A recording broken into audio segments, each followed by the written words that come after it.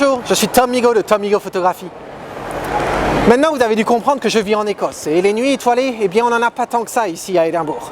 Néanmoins, je vais vous montrer ce soir que grâce au pouvoir créatif de l'ouverture, on peut changer tout ça.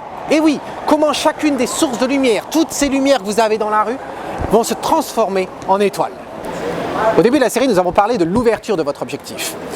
Néanmoins, quel est le mécanisme à l'intérieur de votre objectif qui vous permet de changer la largeur de cette ouverture? En fin de compte, à l'intérieur de votre objectif, vous avez des petites lames, 7 ou plus, qui, quand vous tournez une molette, soit sur votre appareil ou sur votre objectif, vous fermez ces lames sur elles-mêmes ou vous les écartez. Et donc, vous obtenez soit une ouverture réduite ou une ouverture large. En fait, l'effet d'étoile que je veux vous montrer aujourd'hui provient pure et simplement de la forme que sont ces lames quand on les ferme sur elles-mêmes. Donc pour cet exercice, il va nous falloir une valeur d'ouverture assez importante, f16, f22, voire même plus si votre objectif le permet. Vous me connaissez maintenant. Quand je fais des photos de nuit, j'aime bien avoir un ISO à 100. Et donc comme je vais avoir une ouverture d'objectif toute petite et un ISO à 100, je vais avoir une exposition assez longue.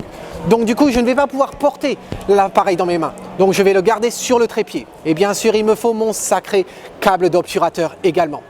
Donc on va voir ce que je vais faire. Je vais passer en mode manuel parce qu'il y a pas mal de voitures qui passent ici, beaucoup de sources lumineuses qui risquent d'éclairer un peu trop ma scène. Donc je vais être capable d'ajuster la vitesse d'obturateur que l'appareil va me suggérer. Donc je vais prendre des expositions à f7, vous montrer ce qu'on obtient avec une ouverture large. Ensuite je vais passer à f16 et enfin on va voir à f22 car f22 c'est la plus petite ouverture d'objectif que je puisse obtenir avec mon objectif de 18-135 mm. Voilà, et je prends ces expositions et on se reparle juste après.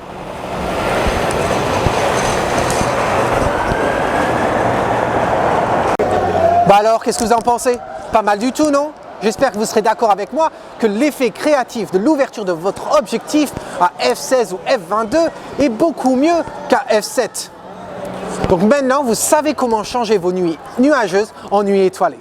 Et en attendant la prochaine fois, c'est Tom Migaud qui vous dit, si vous aimez ce que vous voyez, eh bien capturez-le.